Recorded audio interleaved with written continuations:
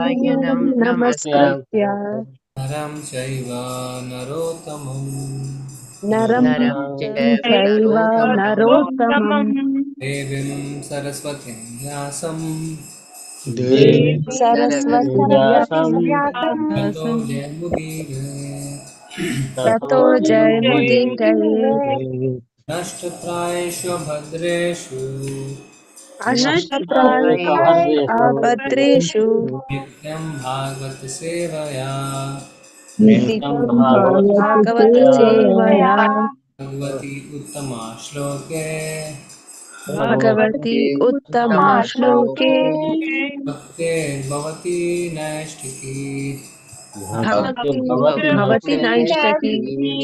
श्रीमद्भागवतम स्कंद 2 अध्याय 9 श्लोक संख्या 21। वरं वरय भद्रं ते वरं वरय भद्रं भद्रं ते वरं वरय भद्रं ते वरं वरय भद्रं ते वरेशं माभिवाञ्छितम् वरेशमाविवाञ्छितं वरेशं माभिवाञ्छितम् वरेशमभिवाञ्छितं ब्रह्मश्रेया परिश्रामः ब्रह्मश्रेया परिश्रमः ब्रह्मश्रेया परिश्रामः ब्रह्मश्रेया परिश्रमः पुंसां मद्दर्शनावधिः पुंसामद्दर्शनावधिः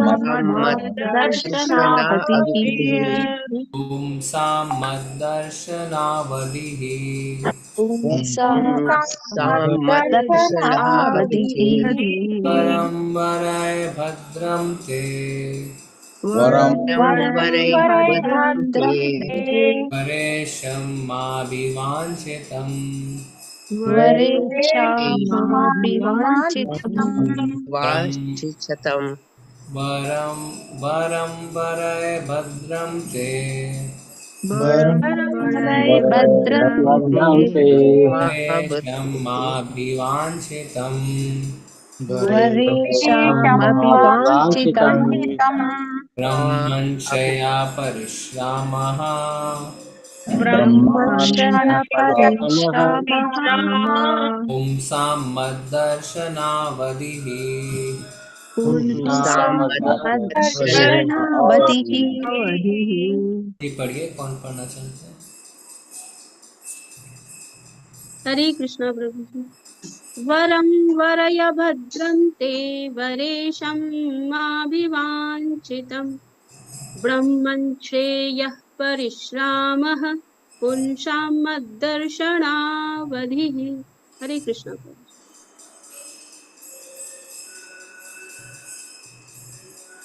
हरे कृष्णा प्रभु जी। बरं बराय भद्रते बरेशं माभिवाञ्छितं ब्रह्मच्छेया परिश्रामा पुंसामदर्शनावधि। हरे कृष्ण। हरे कृष्ण प्रभु जी। सबको सारा प्रणाम। वरं वरय भद्रं ते वरेशं माभिवाञ्छितं ब्रह्मश्रेयः परिश्रामः पुंसां मद्दर्शनावधिः। हरे कृष्ण। हरे कृष्ण। मैं पढ़ूं।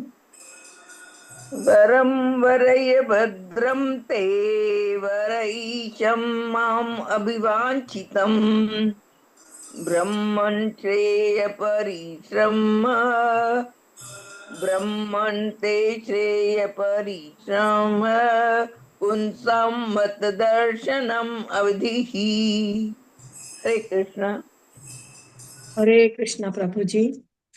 वरं वरय भद्रं ते वरेशं माभिवाञ्छितं ब्रह्मं श्रेय परिश्रामः पुंसां मद्दर्शनाविधेय। हरे कृष्ण। हरे कृष्ण प्रभु जी।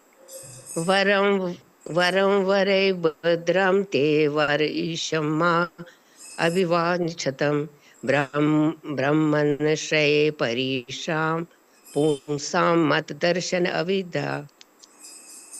हरे कृष्णा प्रभु जी। वरं वराय भद्रं ते वरे संभाविवासुतं ब्रह्मचेयं परिश्राम पुंसामदर्शनावधि। हरे कृष्णा प्रभु जी। धन्यवाद आप सभी का। शब्दार्थ देखते हैं। वरम वरदान, वरय मुझसे मांगो, भद्रम कल्याण हो, ते तुम्हारा, वर ईशम समस्त वरों के दाता, माम मुझसे, अभिवंचितम जो चाहो मुंह मांगा, ब्रह्मण हे ब्रह्मा, श्रेयः परम सफलता, परिश्रामः समस्त तपस्या के लिए, पुंसाम सबों के लिए, मत मेरा, दर्शन साक्षात्कार, अवधि ही पर्यवसान अंतिम सीमा। अनुवाद और तात्पर्य श्रील प्रभुपाद जी के द्वारा। श्रील प्रभुपाद जी की जय। तुम्हारा कल्याण हो हे ब्रह्मा, तुम मुझसे जो चाहो मांग सकते हो, क्योंकि मैं समस्त वरों का वरदाता हूँ। तुम्हें ज्ञात हो कि सारी तपस्या के फल स्वरूप जो अंतिम वर प्राप्त होता है वह मेरा दर्शन है। तात्पर्य पढ़िए।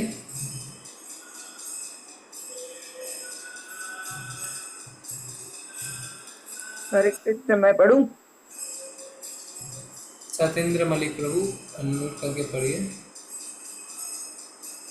हरे कृष्णा प्रभु जी। हरे कृष्णा माता जी।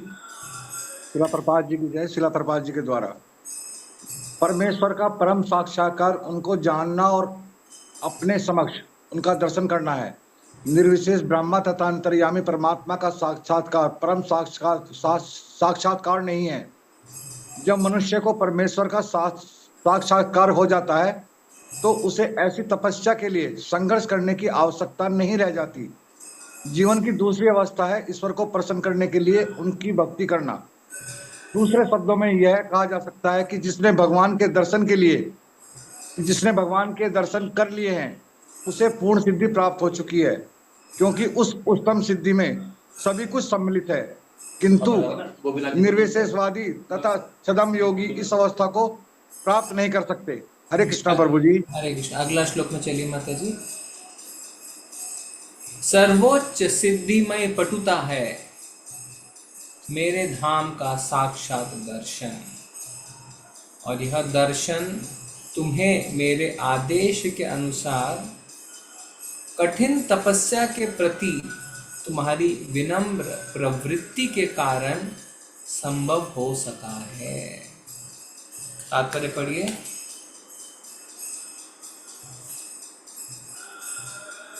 हरे कृष्णा प्रभु जी। मैं पढ़ूं? एक मिनट माता जी, हम ना हैंड प्रेस के हिसाब से जाएंगे। अनामिका माता जी प्रभु जी। अनामिका मैं ले लेती हूँ अंडेज प्रभु जी। अनामिका माता जी आप पढ़ लीजिए। हाँ। हरे कृष्णा प्रभु जी। जीवन की सर्वोच्च सिद्धि की अवस्था भगवान की कृपा के फलस्वरूप वास्तविक दर्शन द्वारा भगवान को जानना है। इसकी प्राप्ति उस प्रत्येक व्यक्ति को हो सकती है जो शास्त्रोक्त तथा प्रामाणिक आचार्यों द्वारा स्वीकृत मानदंड के अनुसार भक्तिमय सेवा का इच्छुक है। उदाहरणार्थ भगवत गीता समस्त महान आचार्यों तथा शंकर, रामानुज, मध्व चैतन्य, विश्वनाथ, बलदेव, सिद्धांत सरस्वती तथा अनेक अन्यों द्वारा स्वीकृत प्रामाणिक वैदिक ग्रंथ है। उसी भगवत गीता में भगवान श्री कृष्ण कहते हैं कि मेरा ही ध्यान करो, मेरा ही ध्यान धरो, मेरे भक्त बनो, मेरी ही पूजा करो और सदैव मेरे ही समक्ष झुको। ऐसा करने से निसंदेह मनुष्य का भगवान के धाम को जाना निश्चित है। अन्य स्थानों में भी इसी तरह कहा गया है कि अन्य सारे कार्यों को त्याग कर निसंकोच भाव से भगवान की शरण में जाओ। भगवान ऐसे भक्तों को समस्त सुरक्षा प्रदान करते हैं। सर्वोच्च सिद्धि अवस्था प्राप्त करने के लिए गुप्त गूढ़ है। ब्रह्मा जी ने इन्हीं नियमों का किसी श्रेष्ठता का विचार किए बिना पालन किया, जिससे उन्हें भगवान के धाम को सारी साज सामग्री के साथ देखते तथा भगवान के साक्षात्कार का सुयोग प्राप्त हो सका। न तो भगवान के शरीर के तेज का निर्गुण दर्शन सर्वोच्च सिद्धावस्था है, न ही परमात्मा की अनुभूति की अवस्था है। मनीषिता शब्द सार्थक है। प्रत्येक व्यक्ति को अपने तथाकथित ज्ञान का झूठा या सही गर्व होता है, किंतु भगवान का कथन है कि ज्ञान की सर्वोच्च सिद्धावस्था उनको तथा उनके धाम को माया रहित होकर जान लेना है। हरे धन्यवाद कृष्ण। माता जी। ओम अज्ञानतिमिरन्धस्य ज्ञानाञ्जनशलाकया चक्षुरुन्मिलितं येन तस्मै श्रीगुरुवे नमः। श्रीचैतन्यमनोभीष्टं स्थापितं येन भूतले स्वयं रूपा कदा मह्यं ददाति स्वपदान्तिकम्।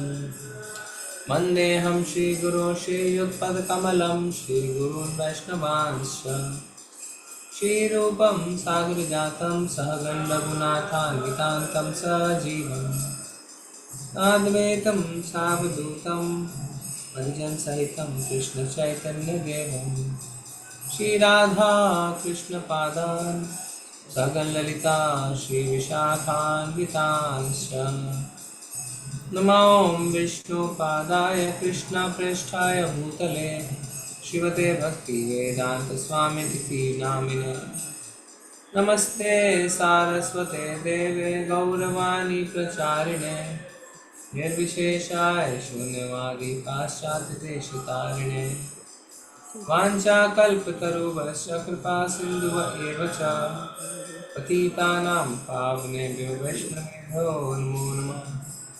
हे कृष्ण करुणा सिंधु दीनबंधु जगतपते गोपेश गोपिका कांत राधा कांतुते तप्त कांचन गौरांगी श्री राधे वृंदावनेश्वरी शुभानुसुते देवी प्रणमामि हरिप्रिये। जय हो श्री कृष्ण चैतन्य प्रभु नित्यानंदा श्री अद्वैत गदाधर श्रीवासादि गौर भक्तवृंदा। नमो महावदन्याय कृष्ण प्रेम प्रदायते कृष्णाय कृष्ण चैतन्य नामने गौरतिषे नमः। हरे कृष्णा कृष्ण कृष्ण हरे हरे हरे राम राम राम हरे हरे। वरं भद्रं ते वरेशमाभिवाञ्छितं ब्रह्माशयः परिश्रामः पुंसां मद्दर्शनावधिः। ओके सॉरी, हिंदी का ट्रांसलेशन ठीक है, कोई बात नहीं। तो यहाँ पे ब्रह्मा जी के बारे में सुखदेव गोस्वामी परीक्षित महाराज को बता रहे हैं, उनके प्रश्न का उत्तर दे रहे हैं। और इस उत्तर में हमने देखा कि ब्रह्मा जी ने कड़ी तपस्या करी और तपस्या करके उन्होंने भगवान के धाम के दर्शन प्राप्त किए।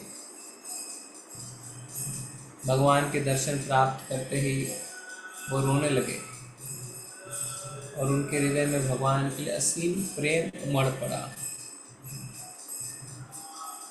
प्रभुपाद जी हमें समझा रहे हैं कि ब्रह्मा जी की जो ये तपस्या है वो भक्ति योग ही है, क्योंकि भक्ति योग के अलावा भगवान के दर्शन, भगवान को समझना संभव नहीं है। क्योंकि भगवान कहते हैं भक्त्या माम अभिजानाति। तो भगवान के दर्शन करके ब्रह्मा जी बड़े ही गदगद हैं अब इस श्लोक में भगवान ब्रह्मा जी को कह रहे हैं क्या, हे ब्रह्मा मांगो तुम्हें क्या मांगना है, क्योंकि मैं सभी वर देने वाला हूं, जो इच्छा है वो मांग सकते हो। और फिर कहते हैं कि जितने वर मैं दे सकता हूं उसमें से सबसे बड़ा वर है मेरे दर्शन करना।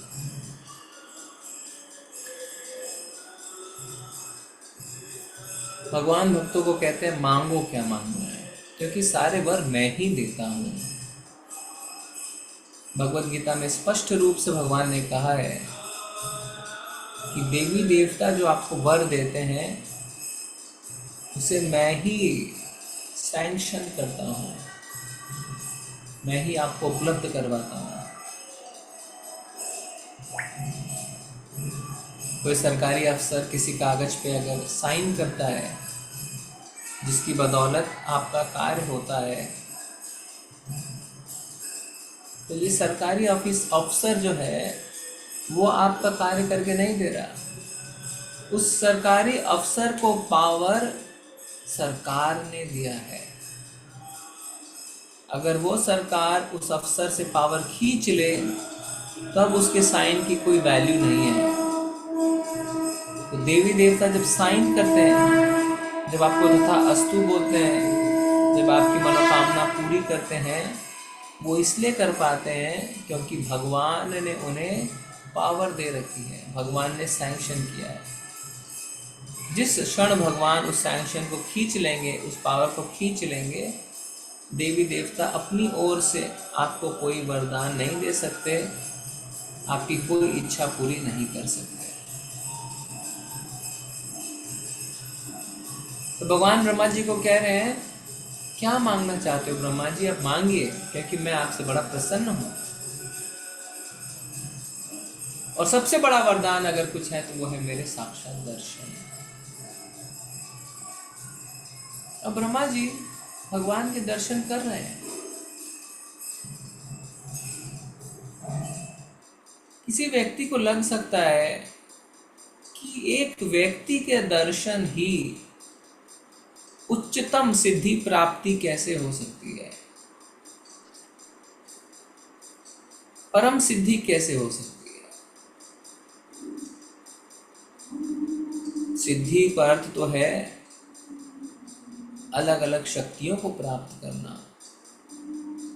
8 प्रकार की सिद्धियां होती हैं और भगवान कह रहे हैं परम सिद्धि है मेरे दर्शन।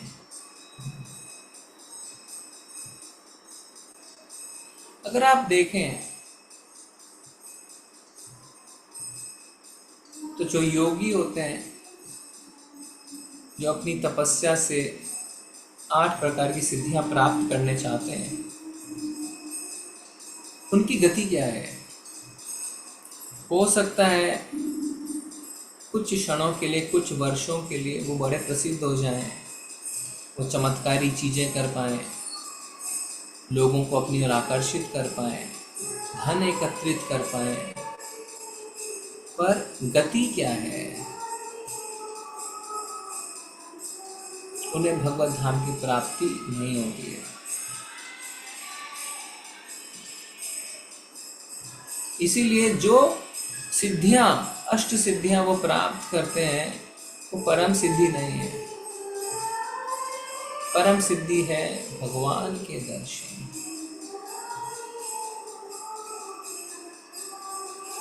नारद मुनि की मां के मृत्यु के बाद जब उन्होंने ऋषि मुनियों का आशीर्वाद मिला, भक्ति वेदांतों का आशीर्वाद मिला, तो वो उत्तर दिशा की ओर पैदल ही निकल गए।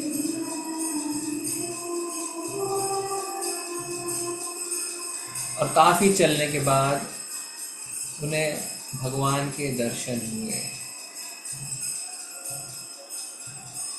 और भगवान तुरंत तो फिर ओझल भी हो गए। नारद मुनि ने काफी चेष्टा करी कि फिर से उन्हें भगवान के दर्शन हो, और भगवान के दर्शन उन्हें हुए नहीं।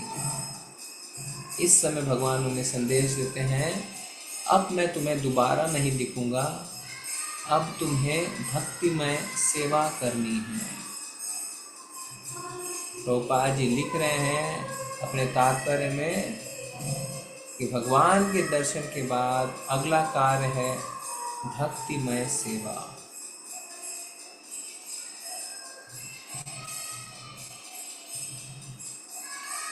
नारद मुनि ने किया, आज भी कर रहे हैं और आगे भी करते रहेंगे, और इस भक्तिमय सेवा के कारण उन्होंने जो पद की प्राप्ति करी वो अतुलनीय है।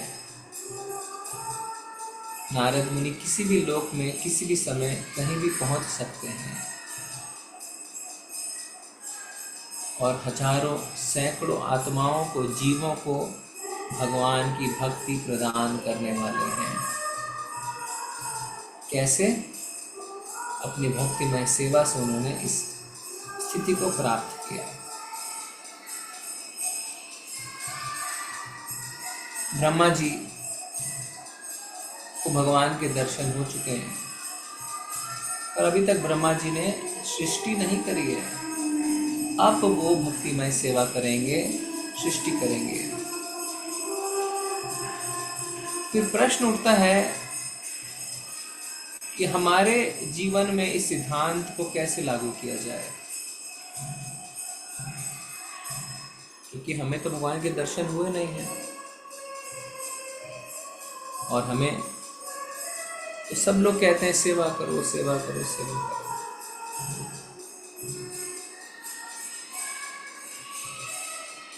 भगवान के दर्शन हमें हुए हैं, इसीलिए हम सेवा करने के इच्छुक हैं।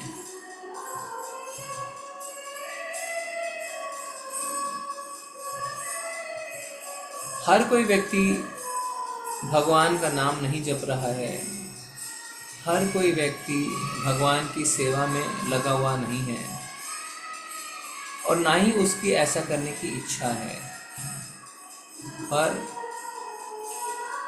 हमारी इच्छा है और हम थोड़ा थोड़ा अपनी इच्छा को पूरा कर पा रहे हैं।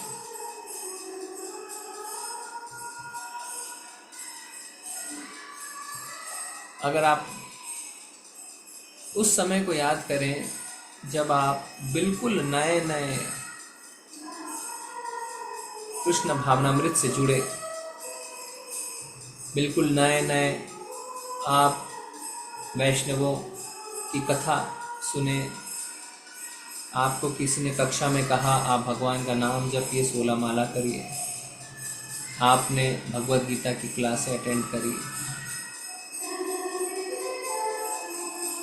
वो जो पहला 6 महीना, 1 वर्ष, 2 वर्ष बीता, उसमें आपने भगवान के दर्शन प्राप्त किए। आपके हृदय में जो आनंद की आपने अनुभूति करी, आपके हृदय में जो आपने दृढ़ संकल्प किया, जो निश्चय किया, जो उत्साह आपके अंदर आया कि हाँ, अब जीवन के इस मार्ग को ही मुझे अपनाना है और पूर्ण आयु जो मैं इस धरती पे बिताना चाहता हूँ, इसी मार्ग पे रहते हुए बिताना है, वो दर्शन ही है। बिना दर्शन के ऐसा संभव नहीं है। भगवान नए भक्त को प्रोत्साहित करते हैं, उनके हृदय में ज्ञान प्रकाशित करते हैं, अपनी विशेष कृपा देते हैं, आप आनंद की अनुभूति करते हैं और दृढ़ निश्चय करते हैं ये मार्ग ही मेरे जीवन का मार्ग है। और फिर आप आगे बढ़ते हैं भक्तिमय सेवा में। कई लोग कहते हैं हमारे कृष्ण भावनामृत के शुरू के कुछ वर्ष बहुत ज़्यादा आनंदमय थे, क्यों? भगवान ने आपको आनंद प्रदान किया, भगवान ने आपको उत्साह दी, आपको प्रेरित किया, जिससे आप इस मार्ग से जुड़ सकें और इसे अपने जीवन का ध्येय बना सकें।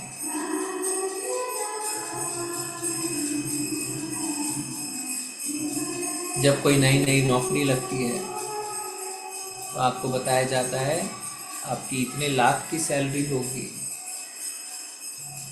आपको ये सुविधाएं मिलेंगी। आप उस उत्साह में कंपनी में प्रवेश करते हैं और फिर उसे कमाने के लिए आप मेहनत करते हैं। बिना मेहनत के ना वो सैलरी आपके हाथ लगती है, ना वो फैसिलिटीज़। तो अभी हम साधक हैं और मेहनत कर रहे हैं, जिससे कि वो परम आनंद जो हमारे हृदय में हमें मिला उसको हम पुनः प्राप्त करें, उसको उसी तरीके से हम चलाते रहें। साधक पापा जी बता रहे हैं हर किसी के लिए संभव है भगवान का साक्षात दर्शन करना। वो हम कर सकते हैं कैसे? सतोवृत्ति। सतोवृत्ति मतलब आचार्यों के नक्शे कदम पे, उनके पद चिन्हों पर चलना।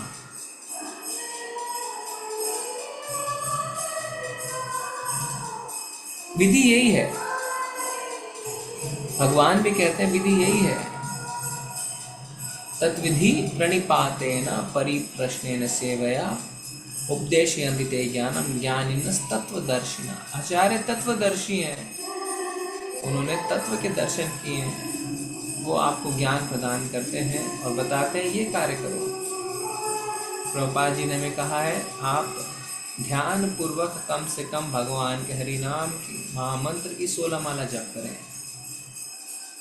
आप 4 नियमों का पालन करें। आप सिर्फ भगवान का प्रसाद ही ग्रहण करें। आप शास्त्रों का अध्ययन करें। आप वैष्णवों की सेवा करें। आप अपने जीवन को कृष्णमय बनाएं। ऐसा करेंगे तो हमें भी भगवान के साक्षात दर्शन प्राप्त होंगे। कोई इसमें दो राय नहीं है, क्योंकि ऐसा पहले हो चुका है। आचार्य कह रहे हैं ऐसा होगा, तो इसमें कोई संशय हमें नहीं होना चाहिए। और भगवान का भी यही निर्देश है। भगवान कह रहे मन मना भव मद भक्तो मद्याजी माम नमस्कुरु माम वैश्यसि सत्यम ते प्रति जाने प्रियोषि। मन मना, हर समय मन में मेरा चिंतन करो। मन मना भव मद भक्तो, मेरे भक्त बनो। मद्याजी माम नमस्कुरु, मेरी पूजा करो, मुझे नमस्कार करो। मतलब अपनी जो दिनचर्या है उसमें मुझे केंद्र बना लो।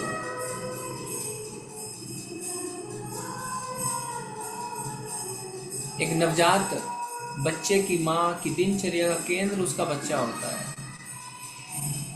माँ का उठने का समय, माँ का नहाने का समय, माँ का खाने का समय, माँ का बाहर जाने का समय, मनोरंजन का समय, कोई भी समय उस बच्चे के इर्द गिर्द ही घूमता है और सारे फैसले माँ उस बच्चे के इर्द गिर्द होके और उसकी भलाई के हिसाब से ही लेती है। हमें भी ऐसा ही करना है। हमारे जीवन के सारे फैसले, हमारे जीवन के सारे दिनचर्या जो हमारी है वो भगवान के इर्द गिर्द होनी चाहिए। आचार्य कहते हैं सवेरे जल्दी उठना है। आचार्य कहते हैं कुछ भी करते समय मुझे याद करना है, मुझे मतलब भगवान को। आचार्य कहते हैं आप जो कर्म कर रहे हैं उसके फलों को भगवान को अर्पित करना है। आचार्य कहते हैं अपनी इंद्रियों को भगवान की सेवा में लगाना है। तो आप देखें कृष्णमय जीवन, कृष्ण को केंद्र में रख के सब कुछ करना है। मन मना भव मद भक्तो मद्याजी माम नमस्कुरु माम वैश्यसि सत्यम प्रति जाने प्रियोषि। ऐसा जब हम कर पाएंगे तो ब्रह्मा जी की तरह हम भी भगवान के दर्शन साक्षात्कार हमें हो पाएगा। ब्रह्मा जी ने तपस्या करी, कृष्णमय जीवन भी एक तपस्या है। अपनी इंद्रियों को इंद्र विषय से दूर रखना भी एक तपस्या है। कमल का फूल जल में रहते हुए भी जल को स्पर्श नहीं करता है। तो जब एक भक्त कृष्ण भावनामृत में अभ्यास शुरू करता है तो वो उस कमल की फूल की तरह है जो भौतिक जगत में रहते हुए भी भौतिक जगत का से स्पर्श नहीं होता है। ऐसा नहीं है कि आपको कहीं अलग भेज दिया जाएगा कृष्ण कॉन्शियसनेस प्रैक्टिस करने के लिए, नहीं। कमल का फूल जल में ही होता है, फिर भी जल को स्पर्श नहीं करता है। तो हम इस भौतिक जगत में रहते हुए भी बिना भौतिक जगत से प्रभावित हुए कृष्ण भावनामृत का अभ्यास करना है। कैसे संभव है? बिल्कुल संभव है। क्यों संभव नहीं है? सबने ऐसा किया है, भगवान भी कह रहे हैं ऐसा आप कर सकते हैं।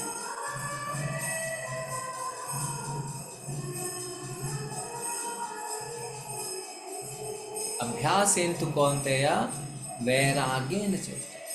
वैराग्य विरक्ति और अभ्यास से संभव है। और ये कोई किताबी ज्ञान बन के सीमित नहीं रह गया है, क्योंकि इस्कॉन के सन्यासियों को अगर हम देखें, ब्रह्मचारियों को देखें, प्रभुपाद के शिष्यों को देखें, वो ऐसा जीवन व्यतीत कर रहे हैं। तो ये सिर्फ किताबी ज्ञान नहीं है, ये करणीय है। सिर्फ इसी बात पर निर्भर करता है कि कितनी गंभीरता से हम भक्ति को अपने जीवन में उतारते हैं। जितनी गंभीरता से उतार पाएंगे उतना फल की प्राप्ति कर पाएंगे। पर डर और भय की कोई बात नहीं है, क्योंकि भगवान कहते हैं इस मार्ग पे की गई अल्प प्रकृति भी हमें महान भय से बचाती है। तो कोई अगर परिस्थितिवश पूरी तरीके से चीज़ों को नहीं कर पा रहा है, जितना कर रहा है वही उसे और आगे लेके जाएगा। हाँ, समय थोड़ा लगेगा, पर पीछे मुड़ के नहीं देखना है आपको। भौतिक उपलब्धियां अगले जन्म में आपके साथ नहीं रहती, शून्य से शुरुआत करनी पड़ती है। पर आध्यात्मिक उपलब्धियां अगले जन्म में आपके साथ रहती हैं। शून्य से शुरुआत करने की आवश्यकता नहीं पड़ती।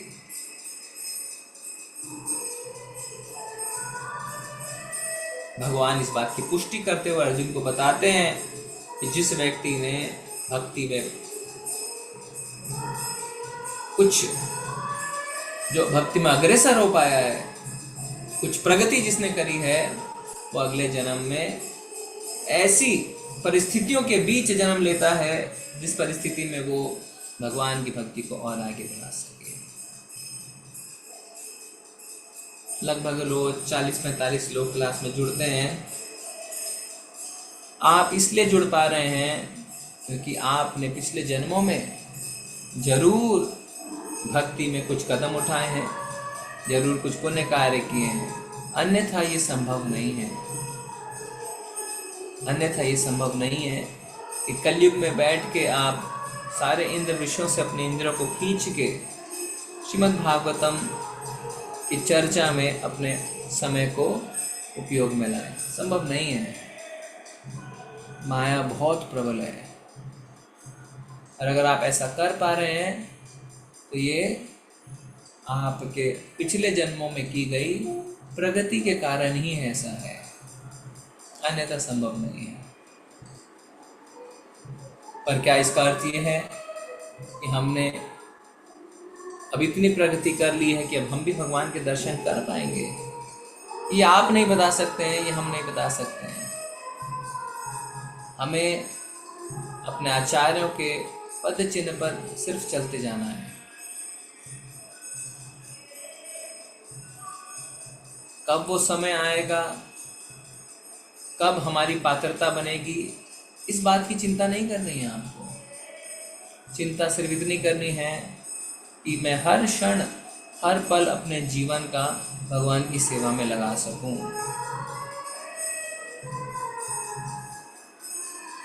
जो क्षण हम भगवान की सेवा नहीं कर रहे, उस क्षण में हम माया की सेवा कर रहे हैं, क्योंकि हर क्षण हम सेवा कर रहे हैं।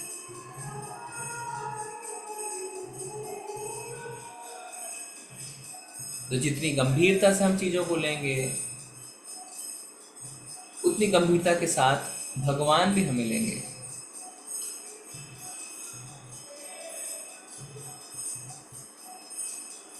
नियमों का पालन करना है, एक व्यवस्थित डिसिप्लिन लाइफ जीनी है, जिसके बिना प्रगति करना मुश्किल है। ब्रह्मा जी को भगवान कह रहे हैं, आपके समर्पण से मैं प्रसन्न हूं। आपने मेरे आदेशों का पालन किया, उससे मैं प्रसन्न हूं। भगवान ने कहा तप, उन्होंने तप किया और पूरे समर्पण भाव से किया। देखिए भगवान यानी क्या चाह रहे हैं हमसे? भगवान चाह रहे हैं कि हम उनके आदेशों का पालन करें और समर्पण में पूर्णता लेके आए। तो कहाँ से मिलेगा भगवान का आदेश? धर्मम तो साक्षात भगवत प्रणीतम। जो भगवान की इच्छा है वो धर्म है, वो हमारा कर्तव्य है। धर्म का पालन करना है, भगवान की कथनी का पालन करना है। भगवत गीता में भगवान ने बता दिया हमें क्या क्या करना है। तो भगवान के आदेशों में कोई भी कंफ्यूजन नहीं है, कोई वेगनेस नहीं है, क्लियर है क्या करना है, क्या करनी है। और कैसे दूसरे भक्तों ने भगवान के आदेशों को अपने जीवन में उतारा, वो है श्रीमद् भागवतम। श्रीमद् भगवत गीता है सिद्धांत, श्रीमद् भागवतम है सिद्धांतों का भक्तों के जीवन में पालन, जिससे हम भक्तों से प्रेरणा लेके उन सिद्धांतों को अपने जीवन में उतार सकें। ब्रह्मा जी भगवान के भक्त हैं, ब्रह्मा जी ने कैसे उन सिद्धांतों को अपने जीवन में उतारा वो हम देख रहे हैं आगे। और कई भक्तों की बारे में हम जानेंगे श्रीमद् भागवतम में, जिससे प्रेरणा मिल सके कि हम भी उन सिद्धांतों को जीवन में उतारें। भक्ति श्रवण से ही आगे बढ़ेगी, मानसिक चिंतन से नहीं। जितना सुनेंगे, जितना श्रवण करेंगे भगवान और भगवान के भक्तों के बारे में, उतना भक्ति के मार्ग में हम आगे बढ़ते जाएंगे। श्रवणम कीर्तनम स्मरणम विष्णु हो। जो सुनेंगे धीरे धीरे धीरे धीरे वो हमारी हरकतें, हमारी एक्टिविटीज बन जाएंगी, हमारी सोच वैसे हो जाएगी।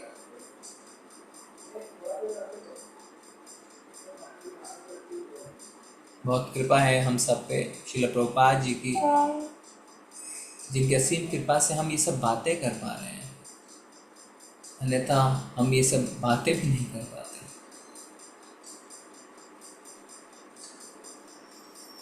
शास्त्रों को इतनी आसानी